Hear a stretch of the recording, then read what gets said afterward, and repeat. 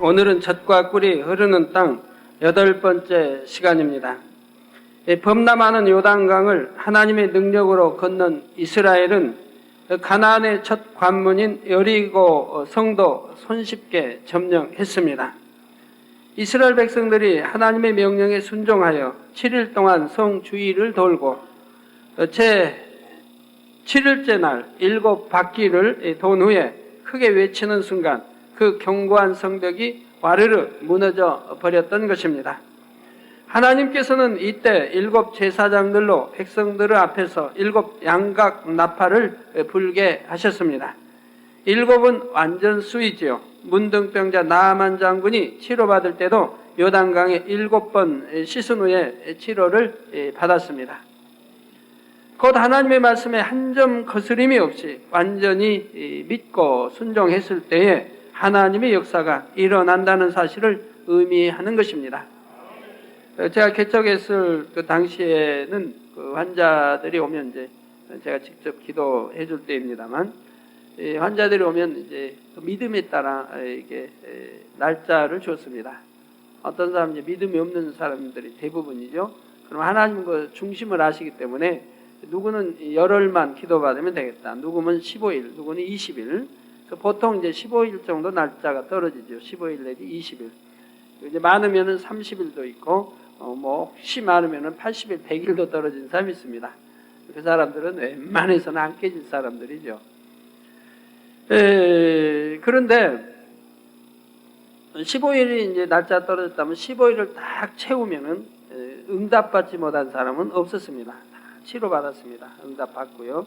근데 어떤 사람은 하루하루 기다리다가 15일이 이제 다 돼가는 14일째 떠나는 사람도 있습니다. 하루를 못 참아서 이제 떠나는 거죠. 물론 이제 사단이 역사에서 이렇게 믿음 못 갖게 하고 떠나게 하는 걸 보게 됩니다. 그런 사람을 빼고 온전히 순종한 사람은 그대로 다 100% 치료해 주신 것을 볼 수가 있었습니다. 자, 이와 같이 순종하여 여리고성을 진멸한 이스라엘은 바로 다음 목적지인 아이성을 향해 올라갔습니다. 아이성은 여리고에 비해 작은 성이므로 더 쉽게 이길 줄 알았는데 오히려 이번에는 무참히 패배하고 말았습니다. 지난 시간에 들으신 내용이 여기까지였지요. 성도 여러분, 이스라엘이 요단강을 건넜다고 해서 혹은 여리고를 점령했다고 해서 가나안 정복의 과업을 다 이룬 것이 아닙니다. 흔히 세상에서도 사람들이 큰 일을 이룰 때 보면 처음에는 대단한 각오를 가지고 신중하게 행하다가 어느 정도 큰 고비를 넘기고 나면 해이해지거나 교만해져서 일을 그르치는 경우가 있습니다. 그러나 성공하는 사람들은 끝까지 긴장을 늦추지 않고 목적을 이루는 그 순간까지 최선을 다하는 것입니다. 이스라엘 백성들의 경우에도 요단강과 여리고라는 큰 과제를 해결했다고 해서 아직 방심할 수 있는 것이 전혀 아니지요. 계속되는 전쟁 가운데 최후의 승리를 거둘 때까지 더욱 근신하고 절제하며 하나님의 도우심을 받아 가야 하는 것입니다. 지금부터 말씀을 통해 과연 아이성의 전투에서 패한 까닭은 무엇인지, 또 어떻게 이 난관을 헤쳐나갔는지 들으실 때에 여러분이 가나안 성전을 이룸에 있어서나 여러분 개인적인 축복을 받아가는 데 있어서 귀한 교훈으로 삼으시기 바랍니다. 이스라엘 백성들이 믿음으로 행군한 것을 볼 때 여러분도 더 큰 믿음을 내보임으로 축복받으며 이스라엘이 실수한 것을 들으실 때에 여러분은 실수 없이 형통한 길로 가야 합니다.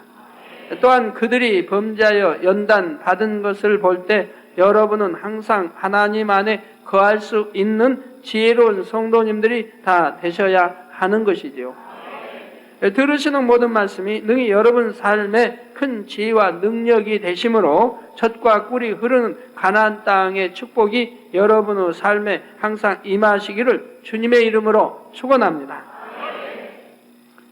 사랑하는 성도 여러분, 쉽게 점령하리라 생각했던 아이성에서 군사들이 오히려 크게 패하고 돌아오자 여호수아는 심히 애통하며 장로들과 함께 기도합니다. 하나님께서 함께 하신다는 것을 알기에 이스라엘은 강대한 적들 앞에서 담대할 수 있었고 가나안 거민들도 이스라엘을 두려워했던 것이지요. 그러나 아이성에서 패한 것을 볼 때 하나님께서 이스라엘을 외면하신 것이 확실하며 만약 하나님께서 이스라엘을 떠나신다면 그들은 적진 한가운데서 멸망할 수밖에 없습니다.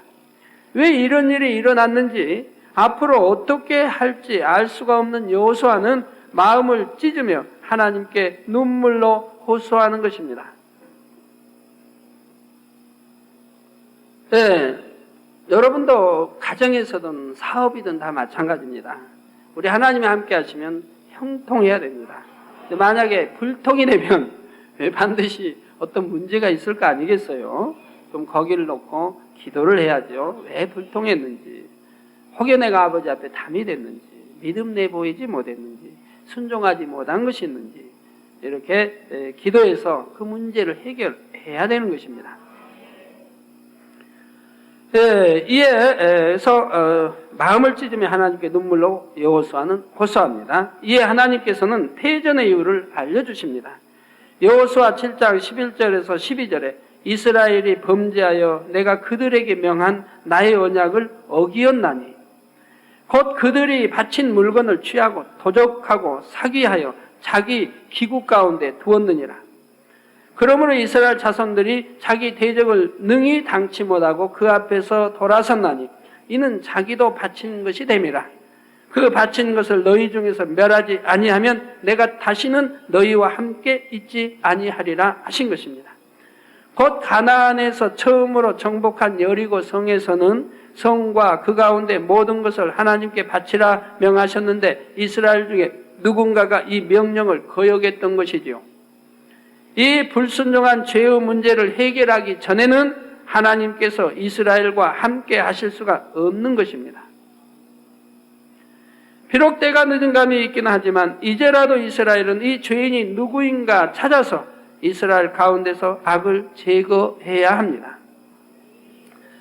여러분이 가정에서나 사업이나 모두 하는 일들이 그래. 교회 일도 마찬가지고 항상 화평을 쫓아 하나님을 기쁘게 해드리는 그런 진행이 되어야 사단이 역사하지 못하고 참으로 하나님 함께 하셔서 하나님의 역사가 나타나는 것이고 열매가 나타나는 것이죠.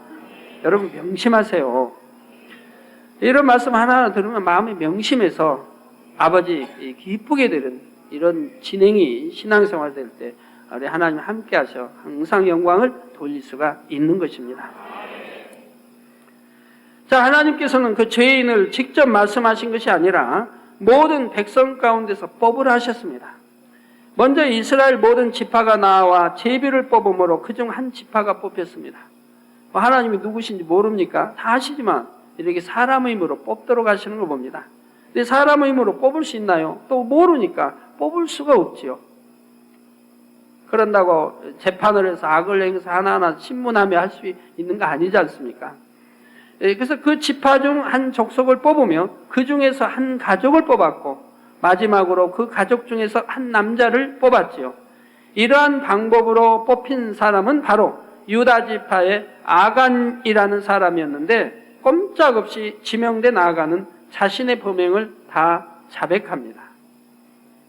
자, 여기에서 제비 뽑기가 등장하죠. 이제 예수님의 12제자 가룟 유다가 이제 나갔으므로 가룟 유다 그 자리를 채우게 제자들 뽑을 때도 바로 제비 뽑기를 주님의 제자들이 하는 걸 봅니다. 왜요? 바로 가장 합당한 하나님이 원하신 사람을 뽑아야 되겠는데 그러기 위해서는 이렇게 제비 뽑기를 해서라도 기도에서 응답 받으면 좋겠고 만약 응답 못 받을 때는 제비 뽑기를 해서라도 그럼 제비를 누가 뽑습니까? 하나님이 뽑아주실 것이라 이 말. 그러니까 하나님께 전폭 좀 믿고 의뢰해서 하나님이 뽑으시도록 하는 거죠. 사람이 오는 거죠. 그래서 이렇게 제비 뽑기 하고 여기에서도 이렇게 해서 하나님이 그 범인을 뽑아주시는 걸 봅니다. 그래서 꼼짝없이 지명된 아간은 자신의 범행을 다 자백합니다. 여리고 성 전투에서 하나님께 드려야 할 것들 중 값비싼 외투 한 벌과 은과 금을 훔쳤으며 자기 장막 안에 숨겨 놓았다는 것이었지요. 성도 여러분, 참으로 놀랍지 않습니까? 수학적으로 볼 때 제비 뽑기에 당첨될 확률은 뽑기에 동참한 각 사람이 다 동일합니다.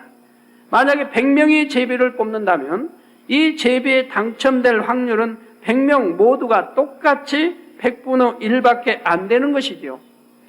그러나 하나님께서는 수백만 이스라엘 백성 중에서 범죄한 아간 한 사람을 정확하게 뽑아내셨다는 사실입니다.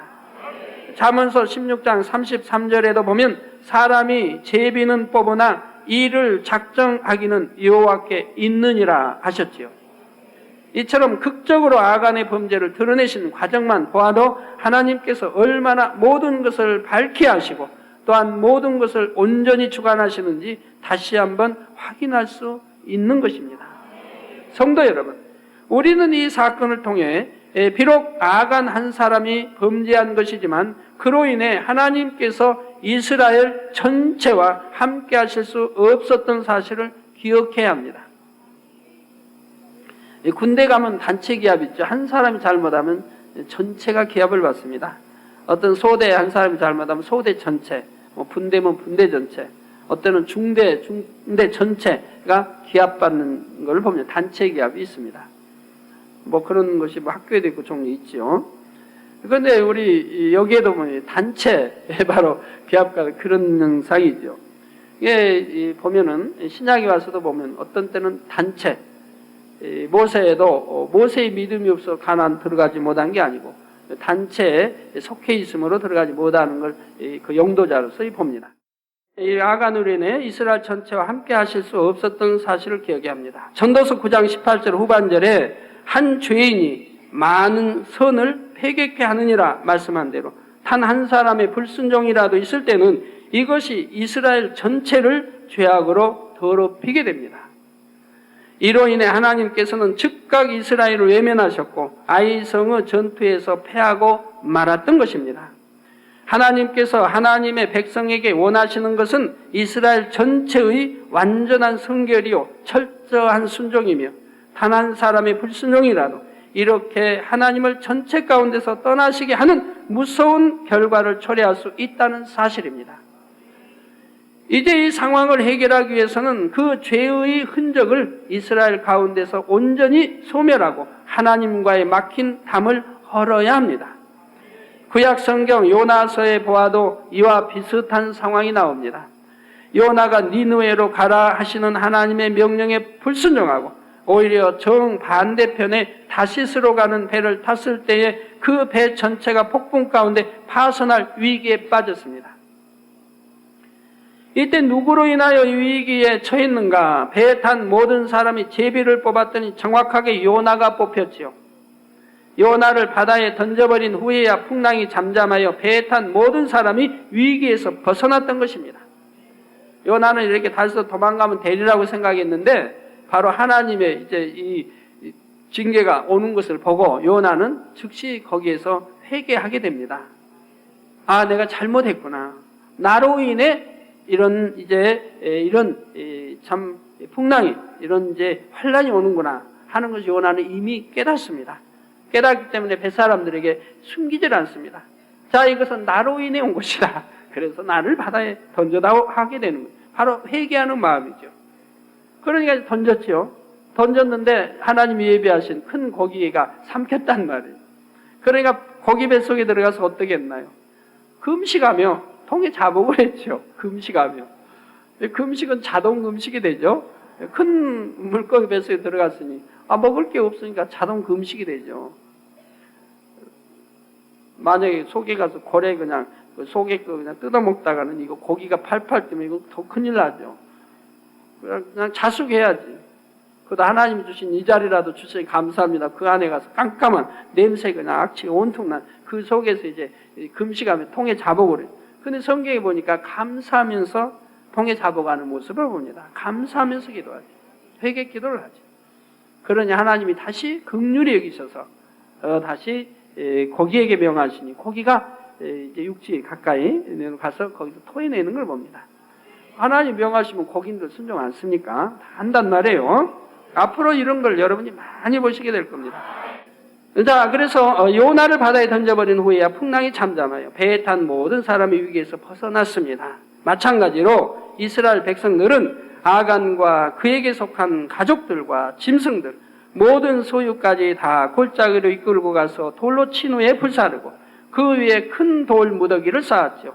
이렇게 해서 이스라엘의 죄를 멸한 후에야 하나님께서는 다시 이스라엘로 돌아오셨고 아이성을 공략할 방법을 상세하게 알려주십니다. 곧 이스라엘이 아이성을 다시 공격하다가 마치 패하는 척하고 달아나므로 아이성의 군사들을 성에서 멀리 유인해 내라는 것입니다. 이때 몰래 아이성 주변에 매복해 있던 이스라엘 군사들이 비어있는 아이성으로 들어가 성을 점령하고 거짓으로 달아나던 군사들과 양쪽에서 협공하여 적군을 섬멸하라는 것이었지요. 이스라엘은 그대로 순종하여 병사들을 매복시키고 아이성을 공격했다가 치는 척하고 달아났지요. 이미 한번 승리를 맛본 아이성 군사들은 달아나는 이스라엘 군사들을 볼 때 금세 방심하여 성문까지 활짝 열어놓고 신이 나서 쫓아왔습니다. 저들 우리 밥이다. 전부 앞전에는 밥이었다 이 말. 그러니까 이제 교만해졌어요. 뭐 문제 아니다. 뭐 하나님 함께 하신 백성이라더니 뭐 우리한테도 뭐 패해서 달아난다. 마음 방심했죠. 교만해지니까 앞뒤 생각 없이 또 쫓아나가는 겁니다. 우리 하나님이 이미 그걸 아셨기 때문에 작전 계획을 하나님이 내려주시죠. 작전 계획대로 순종하니까 승리할 수밖에 없는 거예요. 아버지가 작전 계획을 세워서 말씀하시니 그가 참 백전백승이죠. 이때 여호수아가 손에 잡은 단창을 들어 신호하니 매복했던 군사들은 작전대로 일어나 비어있는 아이성을 쉽게 점령할 수 있었고 이스라엘은 큰 승리를 거두게 되었던 것이죠. 저희 교회도 한번 가만히 보세요. 개척에서 지금까지 전부 작전은 하나님 짜십니다. 작전 계획은 하나님이 짜시고 지시하시면 믿고 순종하여 오늘에 이르는 것뿐입니다. 제가 무슨 똑똑합니까? 누구 교제를 합니까? 뭐 그냥 뭐 할 수 있나요? 말주변도 별로 없고 지식도 부족하고 기억력도 별로 없고 똑똑치도 못하고 뭐 잘생기지도 못하고 아주 부족투성이에요. 그러지만 왜 웃으세요? 그러지만 제가 하는 게 아니에요. 그러니까 생각을 안 그래요. 생각은 어떻게 할까 뭐 하지라. 그런 시간이 있으면 마음으로 기도하죠. 부르짖어 기도하고 아닐 때는 마음으로 기도하죠. 하나님 생각하죠. 천국 생각하죠. 진리 생각하죠. 거기에 해답이 다 있는 걸요. 아버지 음성 듣기에, 주님의 음성 듣기에, 성령의 음성 듣기에. 내 생각 동원하면 못 들어요. 생각을 동원하지 않고 무에서 아버지 음성 듣기에 한다 이 말이에요. 그러니까 아버지가 작전 계획을 세워서 우리에게 지시하신다. 그걸 믿고 순종해 오니까 오늘날까지 이렇게 형통하게 오늘에 이르렀다. 짧은 기간에 이렇게 세계 이름 있는 교회가 됐고 참으로 영적 참충만 장수들이 많은 만민교회가 됐고 그리고 많은 일꾼들이 배출하며 전국 전 세계 많은 지교회들이 세워지고 있고 오늘날 손수건을 통해 세계 나가 집회를 해도 하나님의 놀라운 이 역사가 일어나고 있고 또 모든 세계를 이룰 준비를 다 갖췄다 이 말이에요. 교회에서 일꾼도 마찬가지고 각 기술 분야든 또 뭐 영적인 분야든 또 준비 완료했다면 지금 준비 완료 세계를 이루어 준비 완료 그리고 이제 물질만 축복받으면 마음껏 이룰 수 있도록 다 해왔다. 20년도 안 된 짧은 기간에 그렇게 할 수 있었던 것은 사람이 한다고 하면 뭘 얼마나 이루겠습니까? 하나님이 작전 다 짜셔서 지시하셔서 그 말씀에 믿고 순종하여 왔기 때문에 형통하게 오늘에 이르렀던 것이죠. 그러니 또 앞일을 알려주시고 그러니 앞일에 대해 또 대처해 나갈 수 있는 것이고요. 성도 여러분, 이 아이성을 정복하는 과정에서 몇 가지 귀한 교훈을 얻을 수가 있습니다. 첫째는 범사에 하나님의 뜻을 먼저 분별해야 한다는 사실입니다. 아이성을 공격하기 앞서 여호수아는 아이성이 작으니 3,000명만 가면 되겠다 하고 사람의 생각 가운데 전술을 짜내는 것이 먼저가 아니라 하나님께 이 싸움에 대해 물어보아야 했습니다. 다윗이 한 것처럼 말이에요. 아브라함이 하고 다윗이 그렇게 했죠. 아브라함은 곳곳에 단을 쌓고 하나님께 단을 쌓은 걸 봅니다. 단을 쌓는 곳 하나님께 묻는 것이죠. 여리고에서의 싸움에서 승리했다고 방심하며 섣불리 사람의 힘으로 행하려는 것이 아니라 가나안을 온전히 점령하는 최후의 순간까지 겸손한 마음으로 하나님의 능력을 구해야 하는 것이죠. 마찬가지로 여러분이 가정이나 직장, 사업터에서 어떤 일을 계획하고 이뤄간다 해도 가장 먼저는 불같은 기도 가운데 성령의 음성을 듣고 인도를 받아 하나님의 뜻을 분별할 수 있어야 하는 것입니다. 둘째로는 우리가 하나님과 동행하기 위해서는 철저히 죄악을 벗어버리고 성결되어야 한다는 사실을 다시 한번 기억해야 합니다.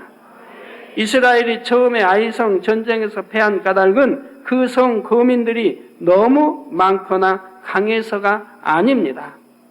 아간의 범죄로 인해 하나님께서 이스라엘과 함께하지 않으셨기 때문이지요.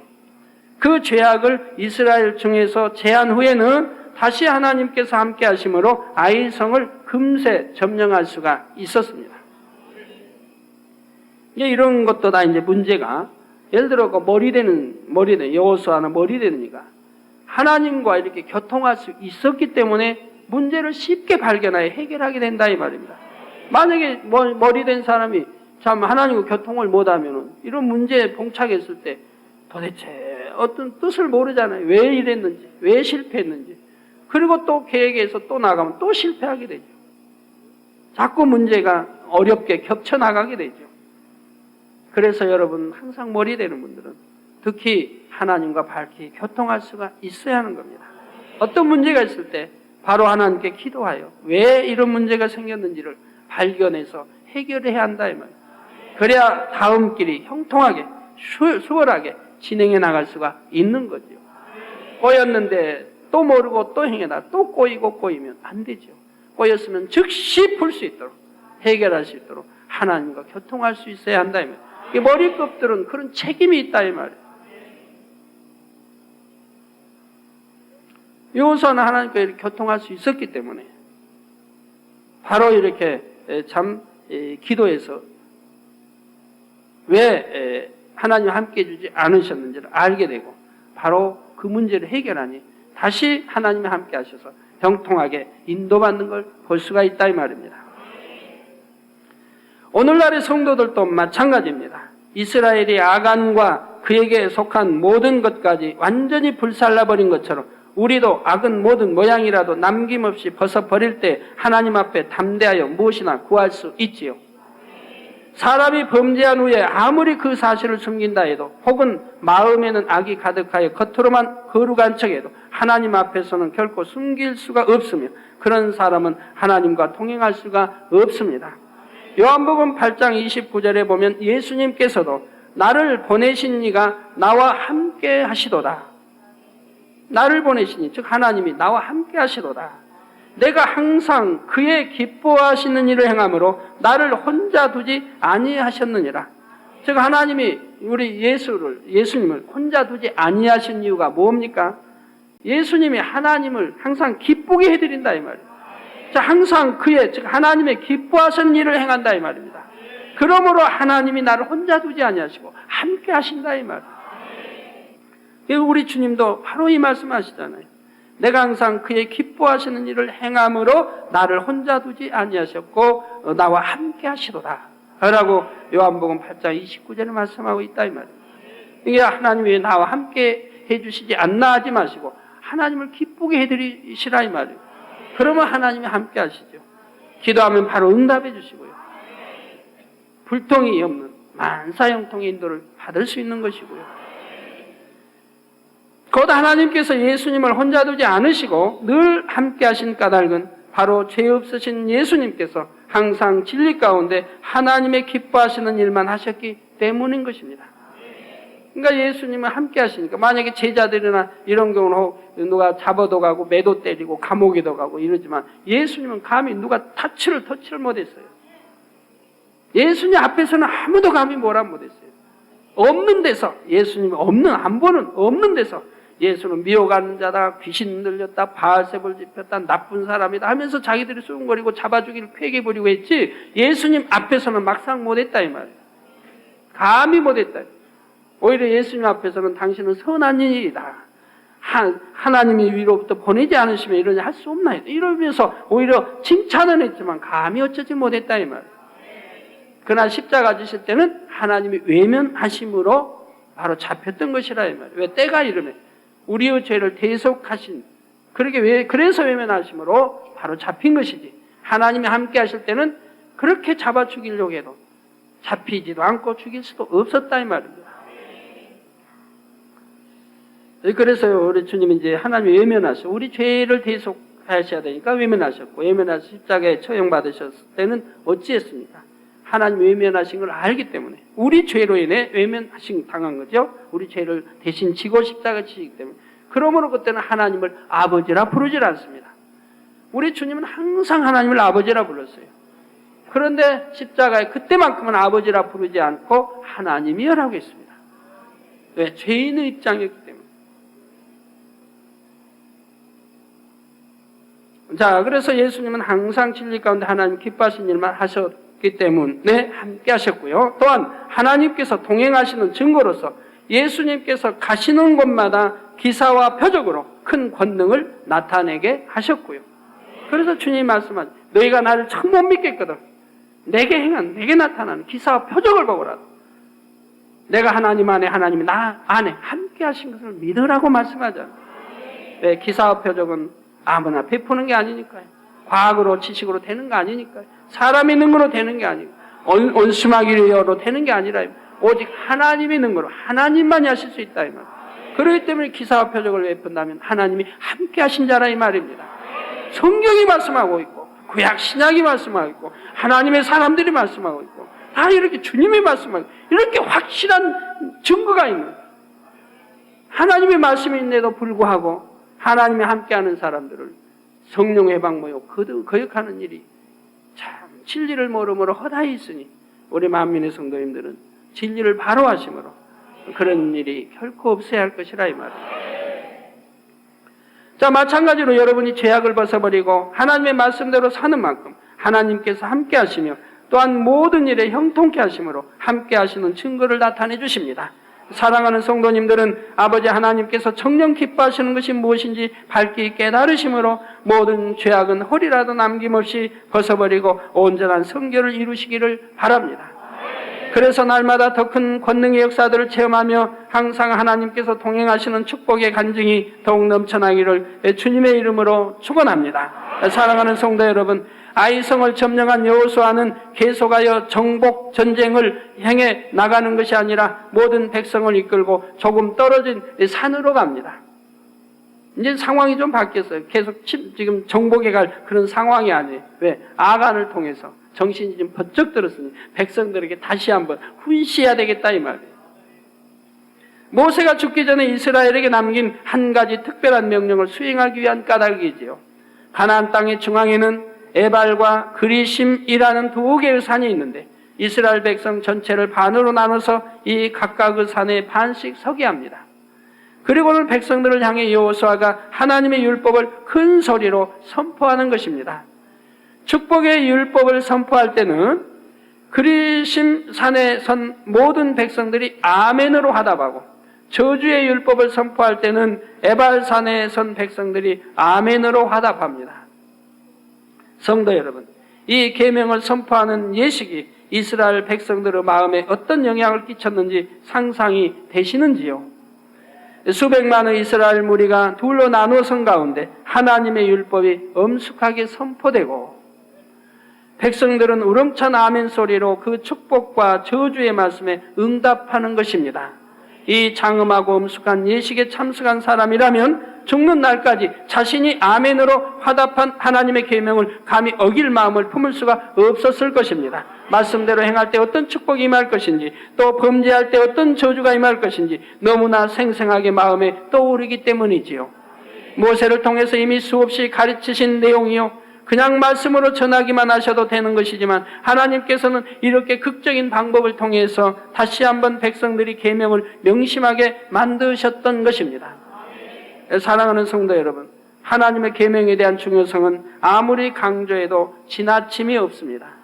이스라엘은 하나님의 계명을 항상 배웠지만 그들의 역사를 보면 거듭거듭 범죄함으로 질병이나 기근, 전쟁이나 이방의 압제 등으로 고통받아 왔지요. 그 고난이 커지면 이스라엘 백성들은 하나님께 돌아와 회개하고 다시 계명을 지킴으로 하나님께서도 그들을 구원하십니다. 그러나 평안한 세월이 계속되면 또 하나님을 떠나고 계명을 저버렸지요. 이러한 반복이 수없이 거듭되던 끝에 죄악을 점점 더 크게 쌓은 이스라엘은 마침내 이방인들의 손에 완전히 멸망하고 말았습니다. 하나님께서 수없이 당부하신 말씀을 잊어버리고 그 계명을 버린 결과를 스스로 당해야 했던 것입니다. 자, 오늘날도 보면 어떤 사람들은 어려움을 당할 때만 하나님 앞에 나와 간절히 매달립니다. 기도하고 금식하고 회개하면서 말씀대로 살려고 노력하지요. 그러다가 질병이나 어떤 어려움을 해결받으면 이내 안 보이게 되는 것입니다. 그러나 이렇게 문제를 해결받았다고 해서 다시 세상에 빠지고 죄악 가운데 거하며 오히려 전보다 더 큰 어려움을 당하는 것을 봅니다.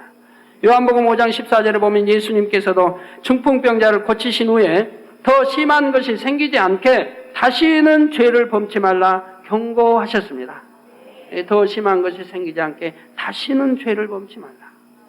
그 베드로후서 2장 20절에도 만일 저희가 우리 주 대신 구주 예수 그리스도를 알므로 세상의 더러움을 피하며 다시 그 중에 얽매이고 치면 그 나중 형편이 처음보다 더 심하리라.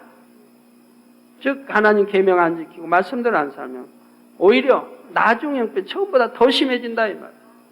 자, 우리 하나님께서 원하시는 자녀들의 모습은 고난에서 벗어나고자 믿는 신용만 하는 것이 아니요, 재앙이 두려워서 억지로 믿는 것도 아닙니다. 정녕 아버지 하나님의 마음을 알고 그 사랑에 감사함으로 기쁨으로 하나님의 계명을 지키며 그 마음까지 하나님을 닮아 거룩하게 변화되는 참된 자녀들을 원하시는 것이지요.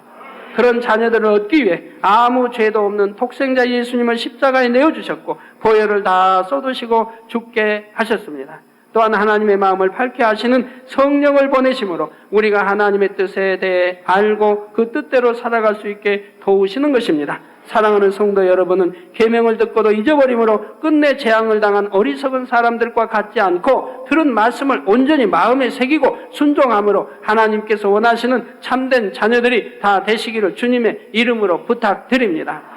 성도 여러분, 이제 여호수아와 이스라엘 백성들은 가나안을 온전히 취하기 위해 다음 싸움을 준비하고 있습니다. 가나안 땅의 왕들은 이스라엘을 두려워 떨면서도 맞서 싸우기 위해 서로 동맹을 맺는 등 분주하게 움직입니다.